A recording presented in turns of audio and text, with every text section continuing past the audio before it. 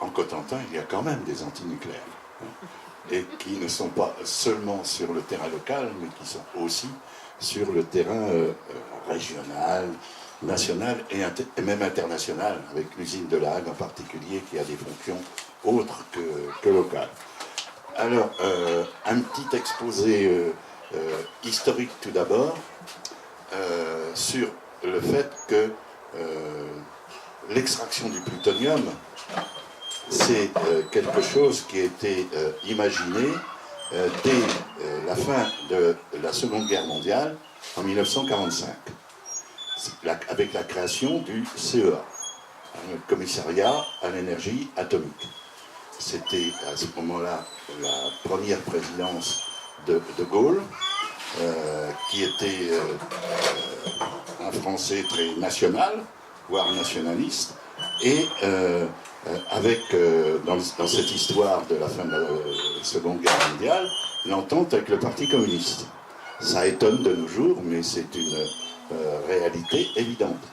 Et de cette réalité, pourquoi cette réalité? C'était le résultat de la résistance, mais c'était aussi le fait qu'à l'époque, De Gaulle, d'ailleurs, presque tout le restant de sa vie, n'était pas très chaud dans ses relations avec les États-Unis. Il faut dire qu'à l'origine, après 1945, les États-Unis imaginaient que la France, qui avait collaboré avec l'Allemagne, devait subir à peu près le même sort que celui de l'Allemagne, c'est-à-dire devenir pendant un certain temps comme un protectorat. Et l'entente avec le PC français faisait qu'il se trouvait un allié avec l'URSS de l'époque. Et c'est par un problème de réalisme politique, si on peut dire, que ce CEA a été mis en place par la volonté de De Gaulle. C'était logique de sa part, c'était quelqu'un partisan de la nation plus que de l'Europe, c'était quelqu'un qui était un général, et donc l'indépendance de la France à laquelle il tenait beaucoup, c'était par l'armement. Et l'armement, l'idéal, entre guillemets toujours, c'était le nucléaire. Or, il y avait eu deux expériences, entre guillemets toujours, celle de Hiroshima et celle de Nagasaki. D'ailleurs, c'est bientôt l'anniversaire, le 6 août prochain, et le 9, le 6 août Hiroshima, et le 9 août Nagasaki. Une expérience avec l'uranium comme base de la bombe, et une autre, c'était Hiroshima, et une autre avec le plutonium à Nagasaki. Tout aussi terrible l'une que l'autre, mais le choix qui a été fait ensuite par les États-Unis, l'Angleterre, la France, l'URSS, les premières puissances à essayer de se doter de l'arme nucléaire, ça a été non pas l'uranium, mais ça a été le plutonium. Problème, le plutonium n'existe pas, ou pratiquement pas, dans la nature. On pouvait l'extraire en laboratoire, mais pas de façon industrielle importante pour avoir la bombe. Et donc, il fallait pour cela créer le CEA, le Commissariat à l'énergie atomique, dirigé par un éminent scientifique français, mais par un éminent communiste. Donc, c'était bien sûr la manifestation de l'entente issue de la guerre. Et ce qui explique peut-être qu'aujourd'hui, les anciens communistes sont toujours très, très pro-nucléaire. Il y a une filiation qui s'est manifestée à cette époque. Bon, c'est moins évident qu'il y a 20 ou 30 ans, mais c'est toujours réel pour certains d'entre eux. Donc, l'objectif était de faire la bombe, et la bombe avec du plutonium. Et pourquoi le choix du plutonium? Parce que c'est quelque chose de très lourd, qui est plus lourd que le plomb, et donc avec environ l'équivalent d'une pomme ou d'une orange, on a le poids 5 à 6 kilos pour faire une bombe classique plutonium, alors qu'il fallait une quantité beaucoup plus importante d'uranium, et donc c'est le choix qui a été fait à l'époque par toutes les nations, même si aujourd'hui on a eu la tentative peut-être toujours en cours, c'est difficile à savoir, par l'Iran de le faire avec l'uranium. Donc les deux possibilités sont possibles. Mais il se trouve que c'est celle-là qui a été choisie. Comment avoir du plutonium de façon industrielle? La technique, c'était d'avoir des centrales nucléaires et après avoir récupéré le combustible irradié, une fois irradié, donc il s'agit de le traiter, c'est-à-dire de séparer les éléments en trois catégories. La première, c'était ce dont on avait besoin, le plutonium, 1% seulement. Donc il fallait quand même pas mal d'installations nucléaires pour avoir la quantité nécessaire. Et il y avait à peu près 4 à 5% de déchets dits de longue activité, à vie très active, hein, HAVL, haute activité à vie longue, et donc plus de 240 000 ans, pour vous donner un peu, pour certains éléments radioactifs, c'est plus d'1 million d'années, pour le neptunium par exemple, et pour l'iode, non pas 131, mais l'iode 129, c'est environ 16 millions d'années de période et 160 millions d'années de durée de vie. C'est dire l'importance de la façon de gérer ces déchets. Et puis ça, c'est 4 à 5%, c'est les déchets que l'on a décidé de vitrifier et de stocker éventuellement, je dis bien éventuellement, à Bure. Vous avez tous entendu parler de Bure. Et c'est pour l'instant en attente, et en longue attente, à La Hague. Première information concrète d'aujourd'hui, hein, de maintenant. C'est-à-dire qu'on n'a pas trouvé d'autres moyens de stocker ces déchets à vie longue que de les enfouir à 500 mètres, 800 mètres, 900 mètres, etc. Et on n'a trouvé qu'un seul site en France qui a fini par accepter dans le secteur de Bure, même si c'est contesté encore maintenant.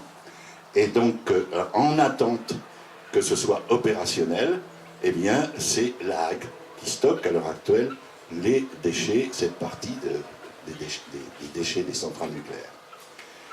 Et autrement, il y avait 94% environ d'uranium dit issu du retraitement, à ne pas confondre avec l'uranium appauvri, qui est extrait au moment de l'extraction du plutonium pour l'enrichir et l'utiliser comme combustible des réacteurs nucléaires.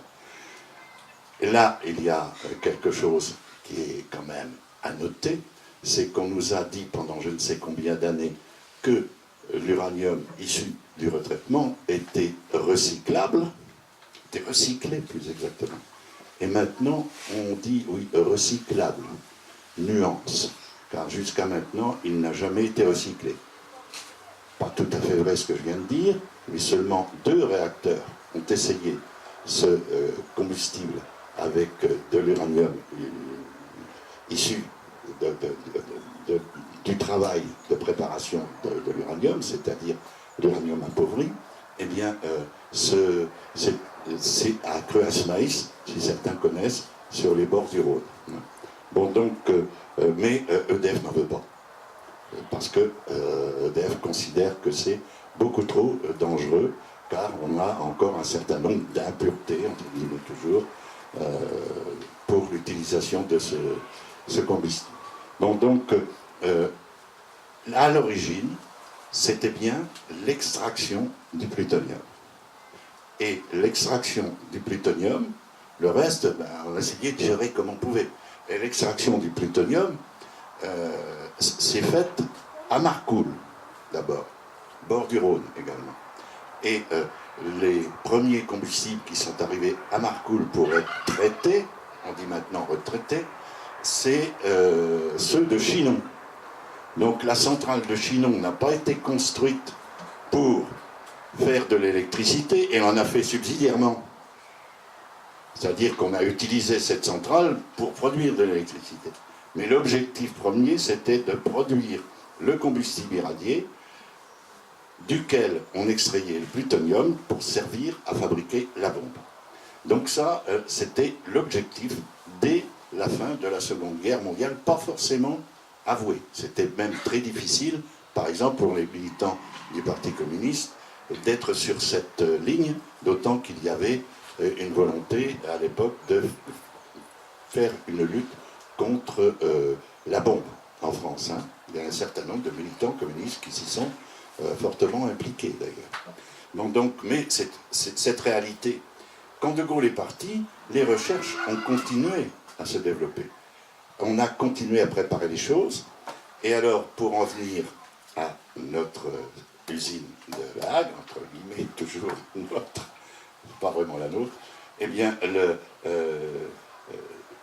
l'administrateur du CEA dans les années 55, 56, 57, c'était un certain Robert Gallet.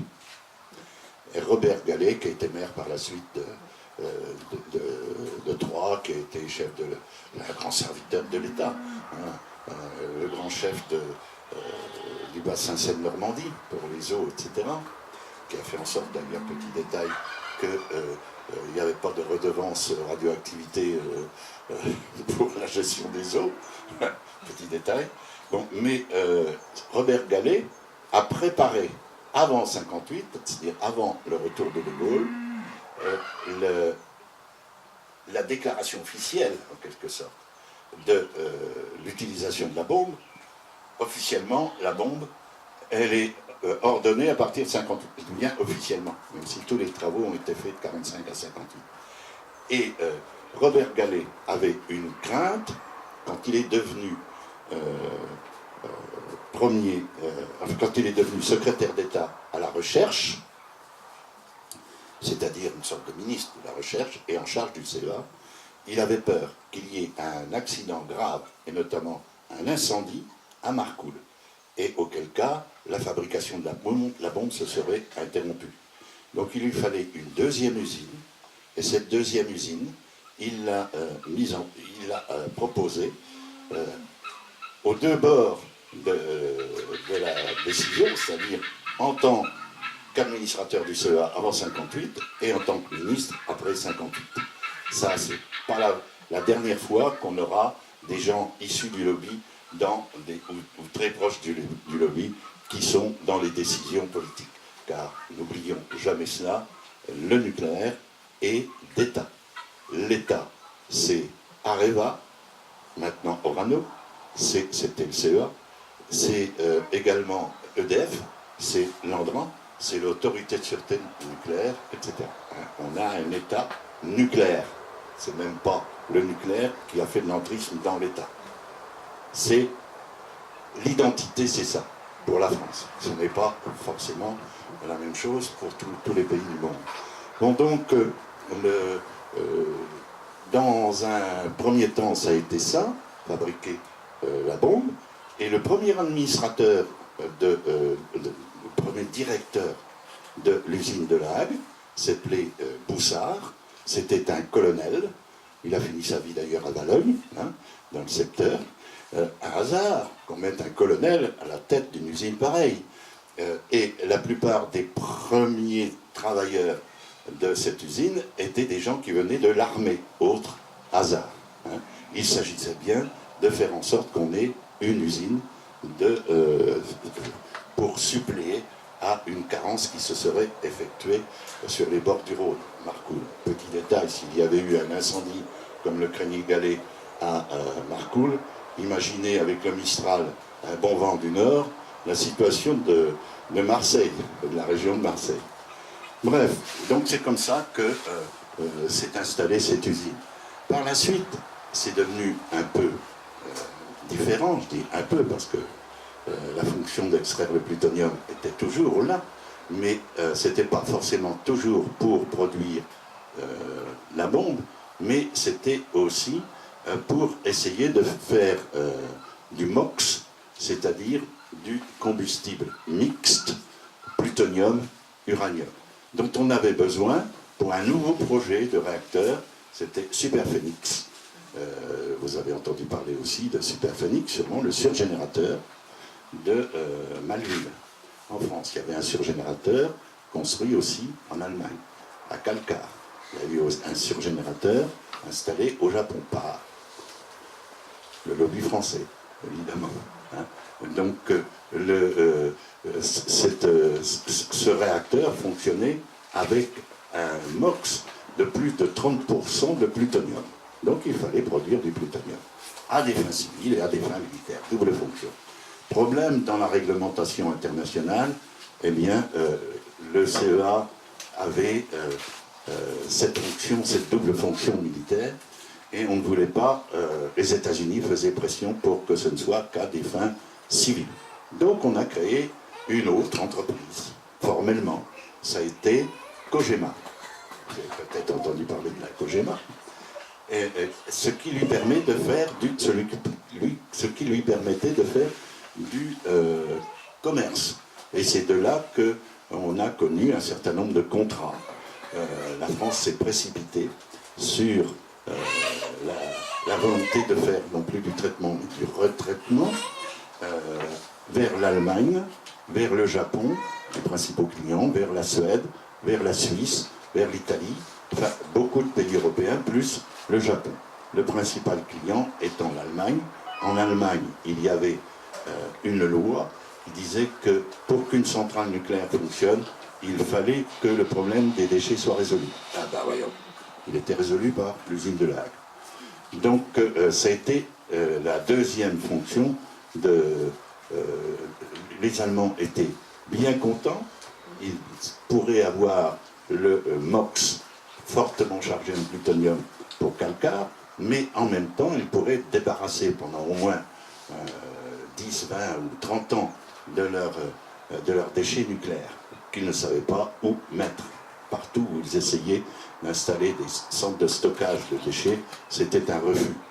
Et les Allemands n'étaient pas toujours très gentils avec les relations avec l'État. Et ils avaient aussi un État quand même beaucoup moins centralisé que la France, et où les Länder pouvaient avoir des réactions beaucoup plus vives que nos régions, parce qu'ils avaient un pouvoir beaucoup plus important que nos régions en France. Bon, donc, il y a eu un certain nombre de manifestations contre cela, et notamment dans la région, ce qui a été le plus marquant, ça a été tout ce qui s'est fait contre les déchets étrangers.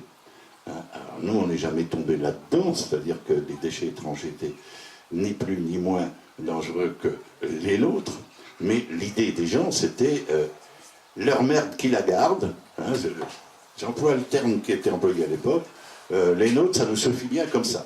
Bon, donc, et à l'époque, il y a eu une mobilisation, même le PC, ici, s'est mobilisé contre.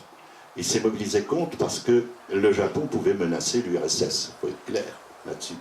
Mais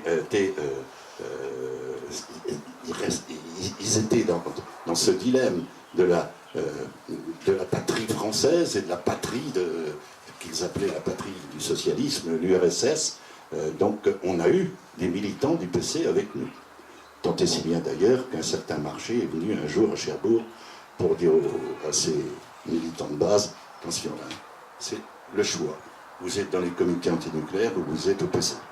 Les deux, c'est pas possible. Donc, il y a eu une mobilisation avec l'EPS à l'époque, une mobilisation avec la CFDT, qui était majoritaire à La Hague, ce qui est loin d'être le cas maintenant. Et on avait aussi de très bonnes relations avec l'Union régionale CFDT. On a même réussi, à l'époque, à arrêter à Mésidon, hein, quand je dis nous, c'est l'Union régionale CFDT et le CRILAN, comité de réflexion d'information de lutte antinucléaire de Basse-Normandie, à l'époque, nous avons réussi à bloquer un train qui venait d'Allemagne, qui venait de Biblis exactement. Les piscines de Biblis étaient pleines à craquer, il fallait absolument que l'Allemagne se débarrasse des déchets pour respecter sa loi, dont je parlais tout à l'heure, et donc en gare de Mésidon, ce blocage est effectué. Non seulement il n'y a pas eu que ce blocage, mais il y a eu un retour, c'est le seul retour à ce jour qui a été produit par cette entente entre l'Union régionale CFDT et puis le CRILAN. Il y a eu une manifestation face à la Hague, et cette manifestation face à la Hague était avec le soutien de cette Union régionale CFDT. C'est vous dire qu'il y a eu quand même un impact assez considérable de cette lutte à cette époque-là, même si ça apparaît moins aujourd'hui. En tout cas, ce qui est évident, c'est qu'on continue à extraire du plutonium, c'est que ce plutonium, il n'y en a plus beaucoup besoin au niveau fabrication de la bombe, on a assez, en quelque sorte, de missiles, porteurs éventuels, et la plupart des pays ont abandonné le retraitement pour cette cause que ça n'est pas forcément utile, sauf ceux qui ont déjà, comme par hasard, en Europe, les deux seuls pays qui continuent à extraire le plutonium, c'est la France et la Grande-Bretagne. Les deux pays européens qui ont la bombe comme moyen de défense, la bombe à eau. Et bien sûr, qui ont perfectionné tout ça avec la bombe H par la suite.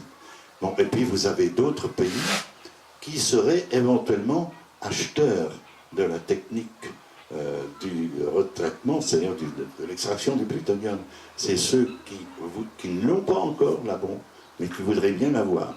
Et un moyen plus discret de l'avoir, ça consiste à acheter des réacteurs nucléaires, à acheter en quelque sorte des usines de traitement et de fabriquer les plutoniums au bout du compte.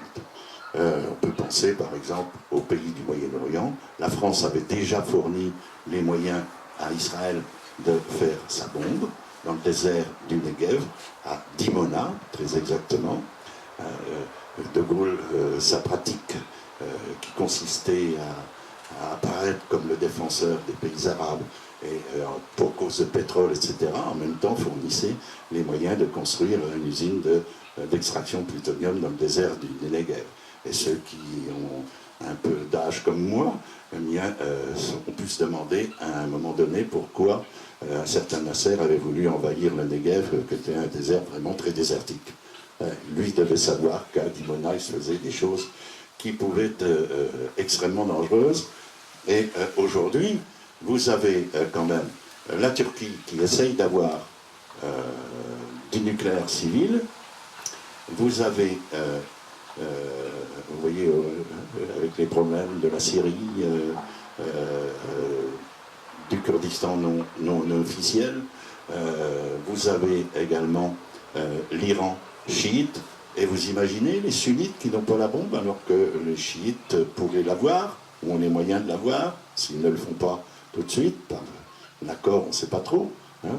Donc par l'accord qui a été conclu il y a peu de temps, donc qui est remis en cause par Trump, vous avez suivi ça dans l'actualité, et Israël qui a la bombe, hein, qui a fait ses essais d'ailleurs, parce que c'est difficile de faire les essais sur le Moyen-Orient. Ça a été fait en Afrique du Sud au moment de l'apartheid. Ah, c'est curieux l'histoire quand même. On ne peut pas dire que l'apartheid était très égalitaire sur les races. Hein. Bon, donc on est en train d'imaginer, dans certains milieux pour lesquels seul le fric compte, la sécurité ça ne compte pas, les guerres ça ne compte pas, etc. On fait du fric, et c'est dans ce Moyen-Orient qu'il risque d'y avoir un développement de cette technique. Mais autrement, tous les autres ont abandonné. D'autant que ce qui était dit sur le fait que l'on allait recycler les déchets, eh bien, ce n'est pas vrai. On dit maintenant, officiellement, il est recyclable. Mais il n'a jamais été, à ce jour, recyclé. Et on prétend qu'il le sera un jour, on ne sait pas quand, et dans les couloirs des discussions qui peuvent avoir lieu dans telle ou telle commission, il y a toujours quelqu'un qui vient vous trouver, oui, peut-être jamais. Hein, donc, pour mettre en doute cette technique, d'autant que EDF n'y est pas favorable. Bon, donc, ça lui coûte moins cher, tout simplement, d'utiliser de l'uranium enrichi que de faire en plus de l'extraction de plutonium, de faire en plus de la fabrication de MOX, d'avoir en plus des déchets. Parce que quand on regarde la réalité d'aujourd'hui, à l'usine de La Hague, comme à Marcoule est en partie déjà démantelé, sauf pour le MOX, et donc à La Hague, on a en fait plus de déchets avec le retraitement que sans le retraitement. Parce qu'on a les 94 à 95% d'uranium issu du retraitement non utilisé. Parce qu'on a les 4 à 5% qui sont là en attente de stockage, qu'on ne sait pas faire autrement pour l'éliminer, enfin, sauf de la vue. C'est un peu la pratique du chat qui fait sa crotte dans le coin du jardin et qui gratouille pour qu'on ne la voit pas, ce qui ne veut pas dire que la crotte n'existe pas. Mais la crotte du nucléaire, c'est autrement plus dangereux que la crotte du chat. Bon, donc, en plus, eh bien, il y a les déchets technologiques du retraitement. Il y a, en plus, les déchets de la fabrication du MOX à Marcoule.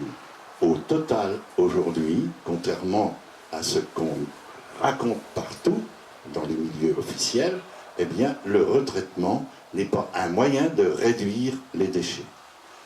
Au contraire, on a plus de déchets aujourd'hui avec le retraitement que si on ne le faisait pas.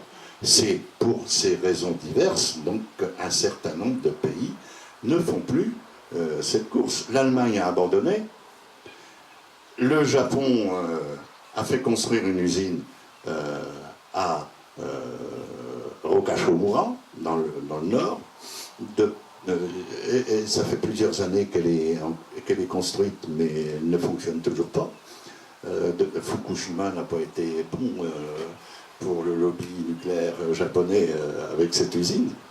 Et puis, vous avez la Suède. Alors, la Suède, c'est autre chose. C'était l'un des premiers pays à rompre ces contrats. Et on y a été un peu pour quelque chose, c'est-à-dire à la fois par l'opposition à l'arrivée des combustibles irradiés suédois sur le port de Cherbourg, l'occupation des grues qui manipulaient ces lourds combustibles qui arrivaient, mais en même temps avec le fait qu'on allait négocier en Suède. Ben oui, il y a des monarchies comme la monarchie suédoise qui, à l'époque au moins, était beaucoup plus démocratique que notre République française. On nous recevait, on discutait. Et comme les Suédois avaient décidé qu'ils voulaient bien avoir une défense, mais une défense sans nucléaire, ce qui est encore le cas de nos jours, pourtant avec les menaces de Poutine de temps à autre, ils ont des craintes, mais ils maintiennent cette volonté de ne pas utiliser la bombe, parce qu'ils considèrent que c'est un moyen de destruction de populations civiles et non pas un moyen militaire, un véritable moyen militaire de guerre, etc. Et donc, avec Birgitte Dahl, qui était ministre de l'Environnement et de l'Énergie, nous lui avons expliqué qu'il n'avait pas besoin de plutonium, puisqu'il n'avait pas la volonté de faire la bombe, d'une part, et que d'autre part, ils avaient décidé d'arrêter en 30 ans ce qu'on considérait comme beaucoup trop long, leur programme nucléaire, et qui n'est pas encore complètement arrêté d'ailleurs aujourd'hui. Eh bien, ils ont du retard, mais donc ils n'avaient pas besoin d'avoir à fabriquer du MOX, etc. La Suède a arrêté son retraitement par la France à partir de 83-84, c'était un des premiers. Et quand on a un mur devant soi, bien, on n'est pas obligé de se cogner la tête dans le mur, on peut essayer de faire un petit peu de stratégie. Et notre tactique, notre stratégie à l'époque, ça a été d'aller un petit peu partout où il y avait, au Japon, on n'a pas encore vraiment réussi, mais en Allemagne, on a beaucoup aidé à Gorleben et à Wackersdorf, en Bavière. On est encore invité dernièrement. C'est vous dire que les gens de Wackersdorf nous aiment beaucoup. Ils ont, sur le site prévu pour leur extraction de plutonium et leur stockage de déchets de Wackersdorf, ils ont tout un territoire qui est occupé par les différents moyens, une sorte de modèle qu'on pourrait utiliser pour faire pour utiliser les énergies renouvelables, produire de l'électricité. Hein. Comme en Autriche, on a transformé une centrale nucléaire qui a été arrêtée avant de son fonctionnement en centre de loisirs. C'est pas mal quand même, hein, comme solution. Donc, en Italie, en Suisse, en Belgique, aujourd'hui, tous ces États ont abandonné l'extraction du plutonium. Il n'y a qu'en Europe, je l'ai dit tout à l'heure, que la France et l'Angleterre qui continuent. Il y a un autre problème qui est peut-être encore beaucoup plus grave et beaucoup plus clandestin. Tout le plutonium qui est extrait n'est pas réutilisé pour faire du MOX. Parce que EDF avait dit au moment des négociations entre Cogema et elle-même que le plutonium vieux de plus de 3 ans était beaucoup trop difficile à utiliser comme combustible. Parce qu'il s'était déjà, en partie, bien sûr, dégradé. Et donc, ce qui a été tranché par l'État, puisque c'est l'État qui est propriétaire des 2 entreprises nationalisées, ça a été de faire durer cela 5 ans. Mais donc tout le plutonium qui a été extrait depuis 5 ans se trouve stocké. Le plutonium issu de Crèche-Manville, qui a été arrêté, le surgénérateur. Le plutonium qui était issu de Calcar. Où sont-ils, ces plutoniums?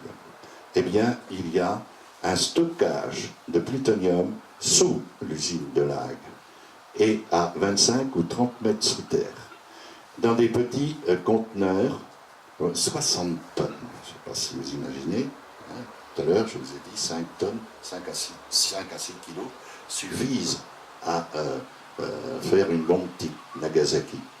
Vous voyez l'ampleur du problème. Mais justement, il faut stocker cela un peu comme dans des alvéoles, c'est pas une ruche, hein, mais comme des alvéoles.